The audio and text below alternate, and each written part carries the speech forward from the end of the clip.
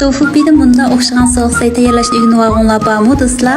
Shunchalik yeyishlik ham tayyorlash usulimi pek oddiy, sizlar o'rganib olinglar. Izdiga vaqtingiz topolmay qolmaslik uchun yurak ham yulduz belgilarini besib saqlab olishni unutmanglar. Oldi bilan tofu pideni 20 cm kenglikda to'g'rab olamiz. Orqadan sabzini mushundek inchik to'g'raymiz. Orqada yana so'sin baş piyaz, qizil laza, yumg'oq sut, zanjabil, samsoqlarni mushundek to'g'rab olamiz.